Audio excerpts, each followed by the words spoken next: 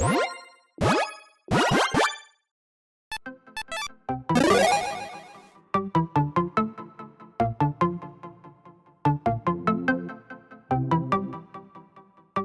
everyone, Mitch coming in from the Command Score studio. Welcome to the show. Okay, so spoiler season has officially started. I mean, in between I'll be like, hey, miscellaneous card coming out this day, or miscellaneous card coming out before spoiler season, or SpongeBob cards, or, random Final Fantasy cards every now and then. Let's jump into some of the most exciting spoilers so far. I only have got so much time, so I'm going to be covering some of the top ones right now that everyone is talking about. Let's jump into it. First off, we've got Elspeth Storm Slayer, and you know it's a really good card when part of the name is unreadable because they put like little lightning bolts on top of it. Anyways, Elspeth is back, now with wings apparently. 5 starting loyalty, legendary planeswalker Elspeth, of course, for 5 mana in white. If one or more tokens would be created under control, you're going to guess what this is going to say next. Here we go. Twice that many of those tokens are created instead. You could stop right there. You literally could stop right there, and this card would already see an absurd amount of play. Because, well, when you have token decks, you kind of want to make even more tokens. So, yeah, something that doubles up your token production is almost always going to see a ton of play. Literally, no matter what else it does. And of course, with a planeswalker like this, well, the abilities work well with that too, of course. +1, create a 1/1 white soldier creature token, which of course is just 1, but in reality, obviously, with that token doubling, it is 2 because of its own ability, its own effect, essentially to double that up. So you're making 2 for the price of 1. 0, put a +1 counter on each creature you control. Those creatures gain flying until your next turn. And by -3ing it, destroy target creature opponent controls with mana value 3 or greater. So this is a planeswalker that is kind of more of those middle ground planeswalkers that like doesn't give you that ultimate, like, oh, I win the game because I got to this. No, that's not really how this one works. This is more so, I'm just very, very, very good in a lot of decks out there because I just inherently double up your token production, which already is absurd. I mean, parallel lives, basically, essentially, but 1 more mana, and it's a planeswalker, essentially, is what this is. I guess, like, there's obviously the mono white enchantment as well that does that, too. Noise Procession, whatever that one is. Anyways, being able to double up your tokens is massive. Again, this does not specify creature tokens, so do keep that in mind. There are certain ones that only double up creature tokens. This one doubles up any token, which does, of course, mean that, yeah, if you've got treasures, great, good for you. You're doubling those up, or clues or the other things as well. But, of course, treasures being the main kind of, like, oh, I've got Smothering Tithe out and Elspeth. Great, good for me. I've got all the treasures in the world. Okay, so this one obviously helps, go wide with creatures. It helps you actually, get, some extra counters on creatures when it comes to, like, proliferate type effects. Obviously, that can help with this being a planeswalker itself. Those counters on it. +1 counter builds as well could want it too. Giving it flying, giving creatures flying, I should say, is going to be massive in order to get them through as well. And sure, like the -3 is like a nice, like, get rid of your biggest creature out there. That's nice too. But for the most part, again, if you've got a tokens deck, if you've got a go wide strategy, if you've got a soldiers deck, if you've got a +1 counter build, if you've got a proliferate build, if you've got a super friends deck, you're probably going to be considering this one. It is a very solid planeswalker. Yes, 5 is kind of like on the, I guess, technically higher level for a planeswalker in general these days, but still a very, very, very solid card. Next up, we've got yet another planeswalker with Ugin, Eye of Storms. Somebody let me know in the comments below. Let's go quick. We've got the Storm Slayer. Then we've got the Eye of Storms. Does Elspeth slay Ugin? Someone let me know in the comments below.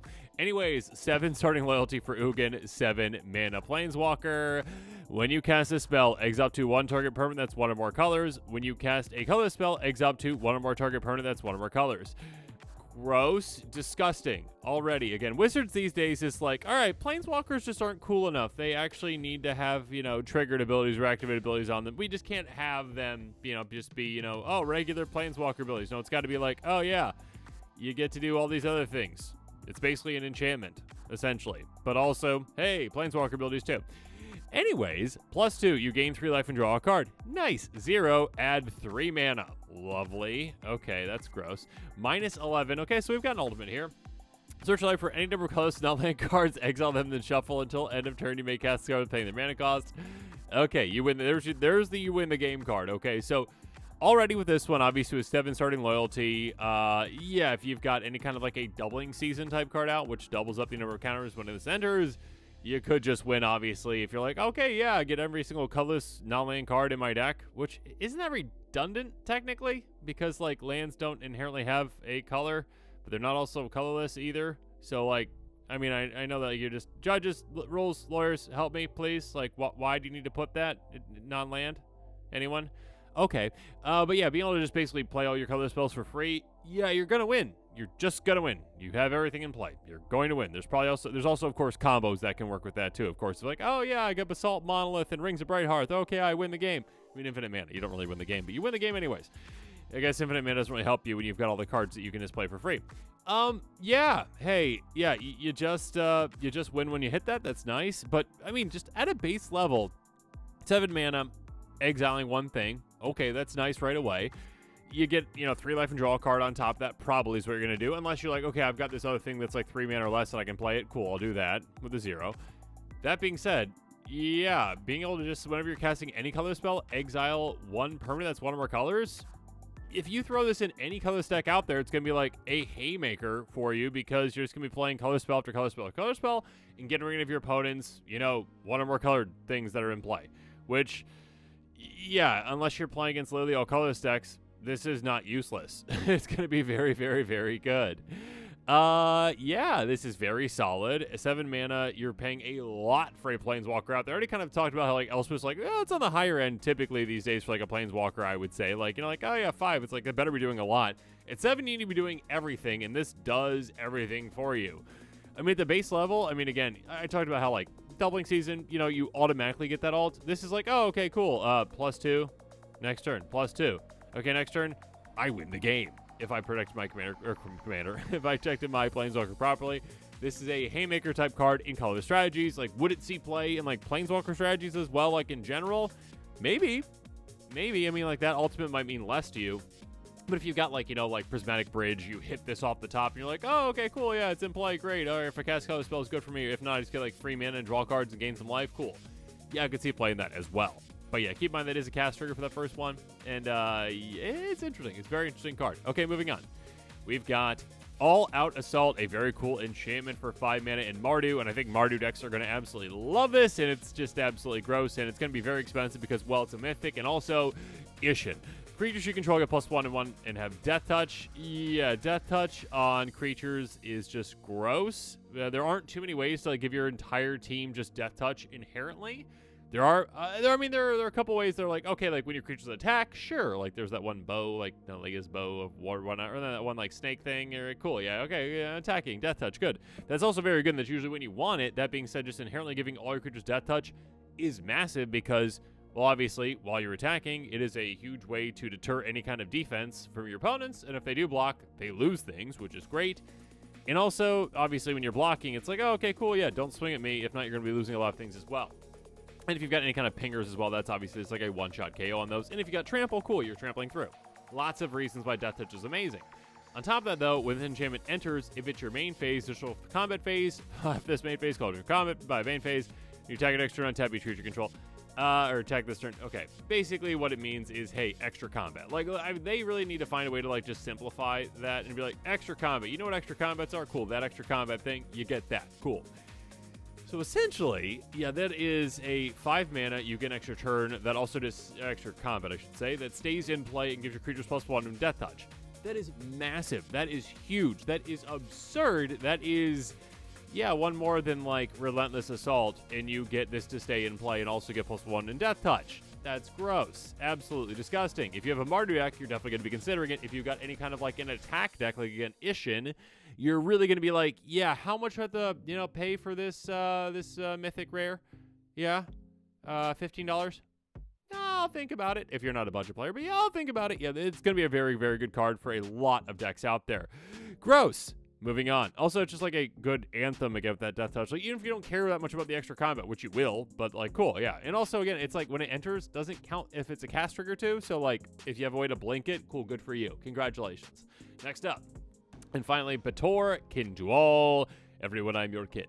5/7 Spirit Dragon flying for 5 mana and Abzan. At the beginning of your end step, if creatures you control have toughness 10 or greater, draw a card. Then if creatures you control have toughness 20 or greater, untap each creature you control. Then if you have creature toughness, total toughness 40 or greater, each will lose half their life rounded up. Gross and amazing. Okay, so this is a very exciting commander. Yeah, I mean, you're already there. Like, you're already at 7 toughness. Again, it's creature control toughness 10 or greater. You're already at 7. You just need 3 more. You can get there to draw a card. Cool. So again, on your end step, just draw an extra card. Great. 20 or greater, not hard to get to. Again, you're already literally, you need 13 more. Again, you have that one, whatever the Tree of Perdition or whatever the one is essentially in play. Congratulations, you're at 20 or more. Cool. You get to untap your creatures, which I guess would work with Tree of Perdition a little bit, but sure. Again, untapping your creatures can be a very powerful thing, especially if you build around this. I mean, you could go like, I guess like some mana dorks in there. You go with some activated abilities that require tapping. Untapping your creatures on your end step is quite great too.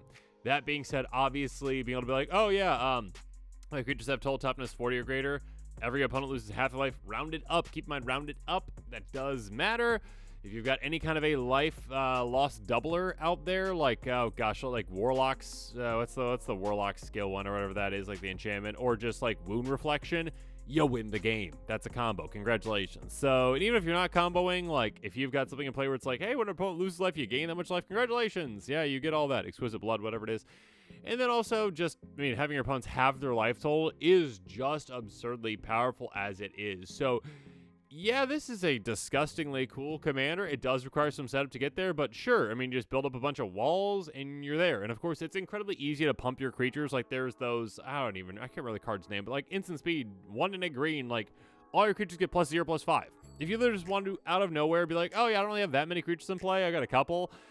I'll just +0/+5 them. Oh, okay, cool. You're going to have more than total 40 toughness in play and you're going to get that trigger. And when you do again, if you got like Wound Reflection, you just win the game. Your opponents are just gone. Congratulations, you win. Congratulations, it's fun for you. I mean, fun for everyone. It's a cool commander. But this is kind of like a different, interesting take on like, again, like walls, toughness, tribal. It's like, hey, I need to just gain toughness in different requirements. If I get to 10, great, good for me. Draw a card, that's nice. If I get to 20, oh, even better. I get to untap my creatures. So if I have some untap, tap abilities, it's gonna be great. If I get to 40, my opponents are in big trouble, if not gone. So a very cool commander, again, one that can obviously fit in toughness tribal decks already as a piece of the 99. It's gonna be very helpful for those.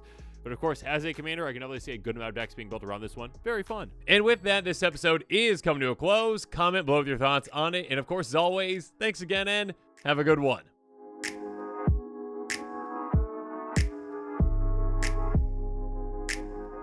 This show and episodes like this one are possible thanks to viewers like you. If you're looking for an easy way to help support this show, make sure that you like, share, and subscribe. Also, hit that bell notification icon so you don't miss any new episodes. You can also go check out our playmats and other merchandise at thecommandersquarters.com. Another easy way to support this show is with our TCG Player affiliate links. So whether you're buying a deck or individual cards, you can use this general link right here or one in the description. And the final way that you can support this show is by supporting us directly by becoming a patron. There are many benefits to being a patron, and I truly couldn't do this without all their support.